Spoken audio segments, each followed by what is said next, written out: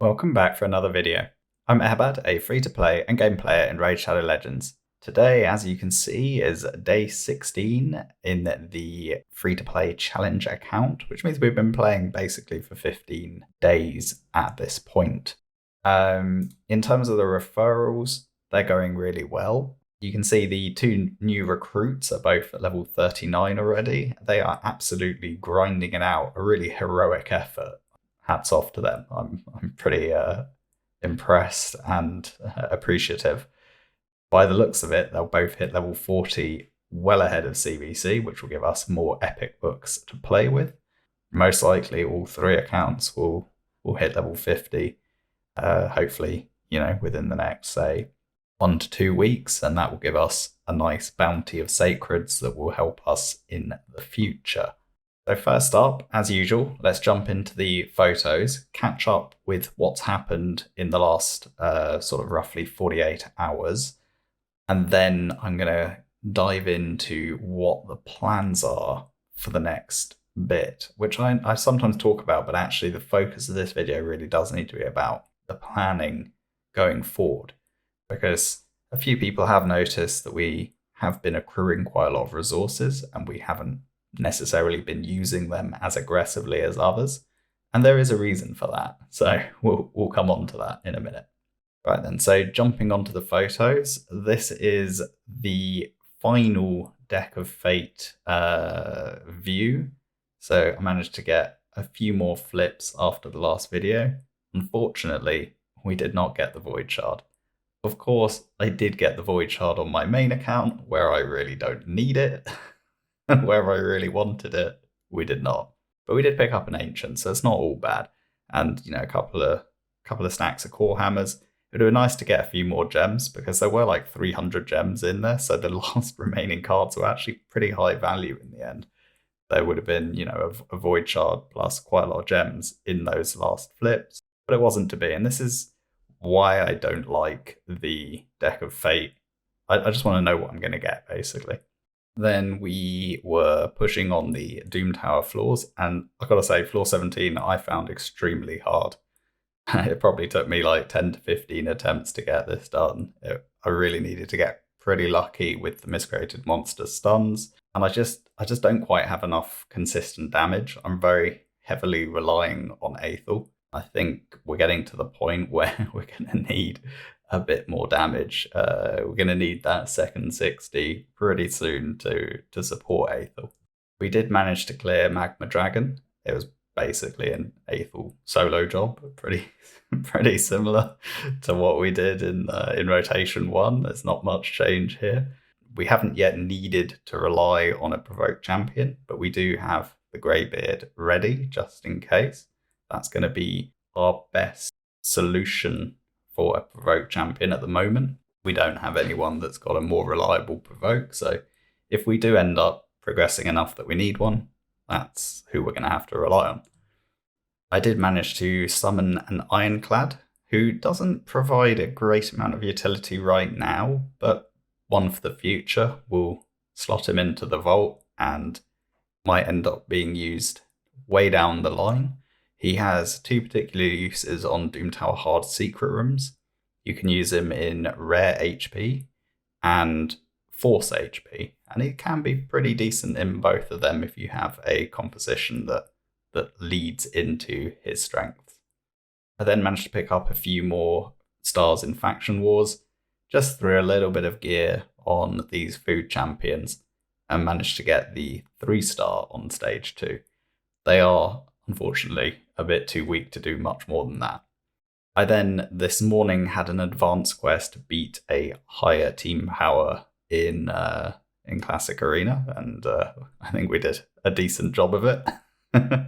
I am also doing Dragon 13 for the advanced quest where you need to get 3 artifacts. Of course, whenever we get this advanced quest, all we ever get is mystery shards. So the sooner we can get all of these dungeons to stage 16 plus, the better. But I think what's interesting about this particular composition, it hasn't failed yet, but it does look pretty sketchy. And I might show you a clip if there's time in this video, because I did record a few bits of footage that we could potentially review. So it has so far been 100%, but it doesn't look consistent. And the waves are fine. It's just against the boss. Frozen Banshee isn't in lifesteal, doesn't have War Master, can't keep herself alive, and Aethel doesn't output enough damage to circumvent Scorch. So effectively, we do good damage for the first third to 50% of the boss's HP. Then we lose our entire team except for Aethel, and Aethel has to solo it. And it becomes a little bit sketchy. We just about get through, but because we're doing just about enough damage to not take huge damage from the Scorch, but it doesn't look pretty at all. So I think once we have both Miscreated and Frozen Banshee to 6-star, this is pretty much the team I'm going to intend on using on stage 16 and stage 20, which are pretty much the key thresholds on dungeon farming.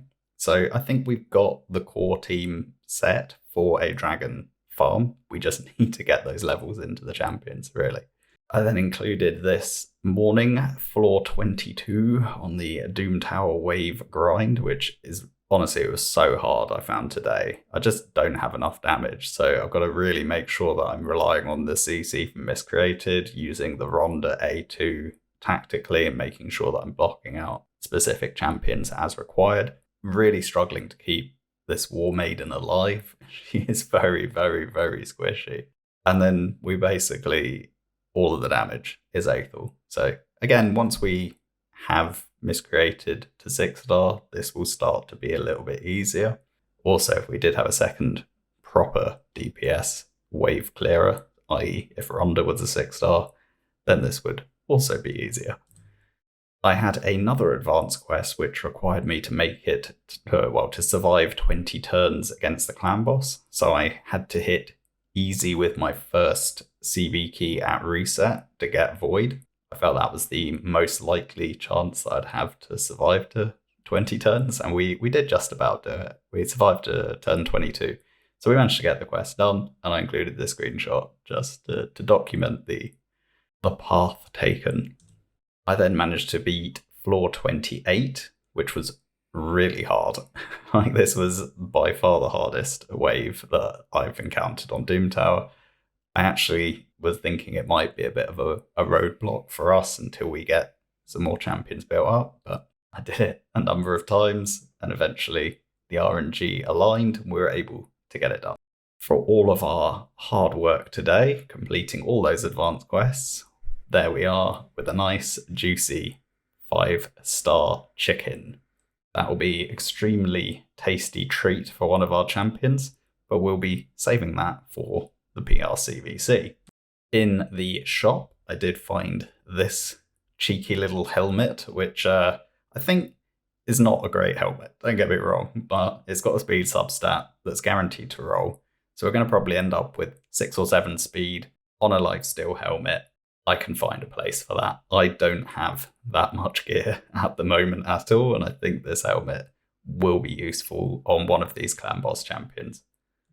I then also was able to beat Secret Room 3, and this I also found extremely difficult because I don't have enough damage, so I wasn't clearing the waves very easily.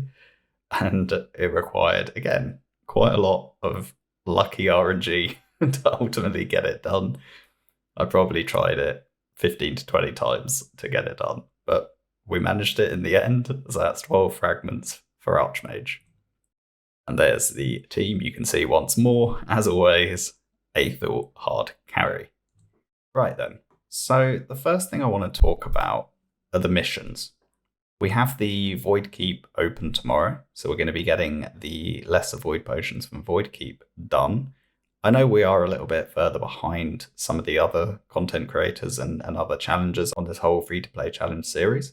I didn't do all of the lesser ones during the first week when we had all of the keeps open, and that would have been more efficient, but the reality is I just didn't have the time to do it all. So you can only do what you can, and I think it's not really going to hurt us too much in the long run. Maybe we'll lose a week in terms of the missions for Arbiter, so maybe we'll get her a week later. But in the grand scheme of things, it's not going to be game breaking. So in any case, We're going to do that tomorrow. And then we've got quite a lot of ones that are relatively easy to get done. We've got some ascensions saved. So this first ascension here will be Frozen Banshee, which is quite an easy one to do. We have the potions already. Ascending a rare champion to 5-star is not difficult proposition. This will all be fine all the way, really, including the Arcane Keep. That will be fine. We're pretty clear until the Magic Keep. Now, the Magic Keep is open on Wednesday, so as long as we're able to do everything preceding that by Wednesday, do the Magic Keep on Wednesday, then we have to do everything here in between until the Spirit Keep on Thursday, then everything again, including another 5-star Ascension, until the Force Keep is open on Friday. And then, of course, we need to do everything again until the Void Keep is once more open on the Sunday. So the two key things here are these 2 5-star Ascensions. So in that regard, we know we've got the Frozen Banshee. That's going to be 1 5-star Ascension. That will be fine. We then, ideally, it will be Miscreated Monster will be the other 5-star Ascension. That will be my intention. If we're going to struggle with that, we also do have Armiger, who ultimately does need to go to 5-star at some point. Or we could be ascending a next 5-star food, either a rare, an uncommon or a common, and those ascensions will be very cheap as well. So whichever scenario ends up being, and it very much depends on whether we get enough potions doing the greater potions in the Magic Keep to do Miscreated Monster. So we've kind of got to see how this works out. Another key consideration is Skinner cannot be fed until we've done that mission, because the only way I'm going to be able to grind the Magic Keep next week and get the greater potions required is by keeping back our Skinner. So Skinner will be going to 4-star 40. Once we've done that mission, he can then become food. So that's the plan there. Next up to talk about is we have Gaelic's Hero Path starting tomorrow. Now, I'm kind of hoping either this will feature champion training, or we're going to have a really good champion training tournament or event, preferably an event starting shortly after that will have a legendary tome.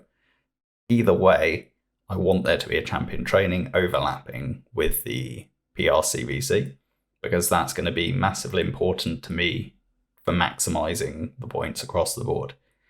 And I think there's a good chance we're going to have one, because most of the time, I would say you get at least 50% of the time in this game there is a champion training, either event or tournament going on. Obviously, we had our champion training through the Deck of Fate, and before that, we had a champion training tournament at the tail end of the Fusion. So it's been a while since we've had a champion training event that's a classic variety. So either I think the Gaelic's Path will have champion training in it, and that will be the substitute once more for the champion training event, in which case we're going to end up putting quite a lot of resources into champion training anyway, and we'll get the rewards through the Gaelic's Path. Or we should get a proper like standalone champion training, hopefully starting on the Monday or the Tuesday, and that will be where we'll focus our attention. So I'm going to hold some stuff back for PRCVC, and I've also kind of got an eye on Gaelic's Path, and we're going to see what we'll end up doing and how we'll manage it. So between a suitable event and or CVC, we have a lot of resources held back currently. We have 1, 2, 3, 4, 5, 6, 7 energy refills from the daily login. We have 1,000 energy in the clan shop, and potentially 5 rare skill tomes. Now this resets on the morning of the PRCVC, and I will 100% be buying at least the energy, if not the energy and the rare skill tomes. That will give me extra points and progress and reinvest the clan gold that I've earned. We then have 150 energy in Classic Arena Tournament, which we'll be saving for that CVC, and we have 100 energy in the tag team arena tournament ready to go as well, which in fact, in the end, we did manage to win. I didn't think we would. I thought everyone else was pushing enough that we would just not be able to get enough points. But I found that we were pretty much in contention yesterday evening. So I did use 15 gems, got an extra refill. And between that and using all of my tokens this morning, I was just able to get enough points ahead and secure first place. So hopefully this time we'll actually have got some decent pieces, but we can go and check that in a minute. And then lastly, we also have 1400 gems. And essentially, I do want to use these gems, but I want them to give me something in return. I either want them to help me win a champion training tournament and get the Relentless gear there, or help me get a legendary tome from a champion training event, or to help me win the personal reward CVC and get the extra rewards and resources from that. So they're going to be used. It's just about timing the use such that we're getting the absolute maximum return from those resources that we can. I've been able to kind of grind out and keep pace with everyone else despite only having, the one 6-star, and we have a very limited champion pool because we've held back all of our shards. Now, hopefully this will work out in our favor because hopefully the next fusion will actually be a really strong champion, either one that's just going to help the account overall get, big progress, or hopefully be a specialist for clan boss. I don't know. We'll have to see what the champion ends up being. I'm desperately short of a decrease attack champion, so if that's part of their kit, that would be great. Obviously, I'm also short of an HP burn champion, so if that's part of their kit, great. I mean, there could be a lot of different things on this champion that will benefit me. Cleanse, heals, AoE revive. Honestly, there's so much that this champion could have that would benefit my account. I doubt we'll get the cleanse and AoE revive because we just had Pythian, so it would be two similar champion kit back to back, but you never really know. I think we're in a position that we would be able to do the fusion, hopefully, as long as I don't make it too difficult. Or at least we're in a strong position to have the potential to be able to do it. And that's really the plan, is that I want to go into this PRCVC, I want to win that, and during the CVC, I want to get my second, potentially even third 6-star done during that. We are not too far away, so will be a 5-star chicken, will be a 5-star chicken, will be a 5-star chicken after we've done the magic keep. And then in the reserve vault, we have 2 5-star chickens here.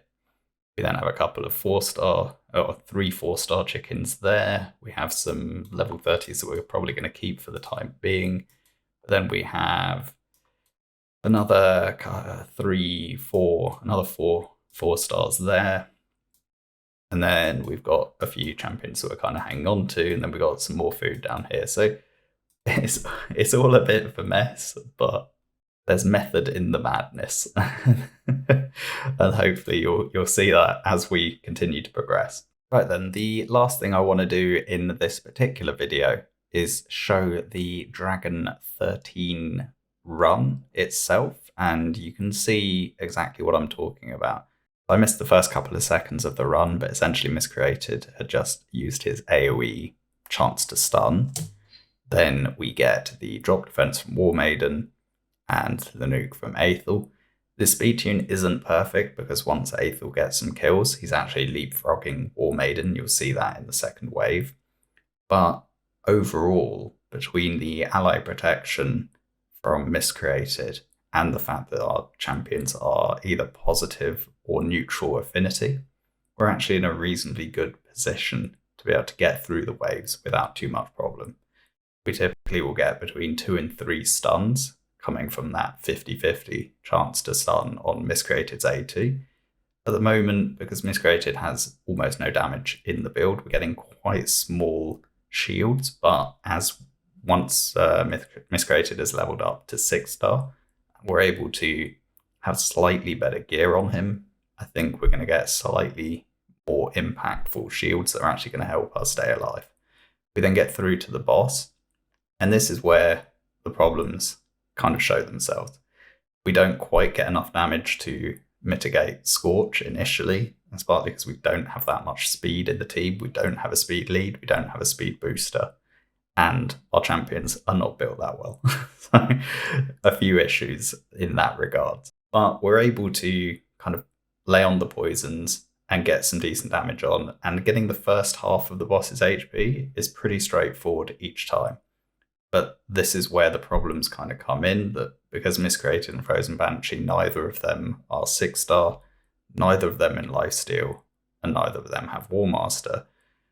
We are lacking not only that damage output, but also that survivability. So if Frozen Banshee was 6-star in Lifesteal with War Master, and in a reasonably tanky build, she would be able to stay alive throughout this, and effectively she'd be able to solo this. Like, it wouldn't be a problem. But equally, if we'd start with Kale, Kale would be able to do what Aethel's doing now, but significantly better, and he would be able to solo the dragon. So we are somewhat disadvantaged by having Aethel, but we have the Frozen Banshee. So as long as we get Frozen Banshee to 6-star soon, we'll be in a position to make that work. But you can see it still got the job done, but, it wasn't great. In any case, that was the advanced quest finished, and our chicken claimed that you saw the screenshot from earlier. Right, so I think I'm going to end the video there. I'll try and get another video out tomorrow where I go into the builds that we currently have on the champions and talk about the roadblocks that I've encountered so far and what we're going to ultimately try to do to address them. As always, thanks for watching. Please like, comment, and subscribe, and I'll catch you in the next video. Bye for now.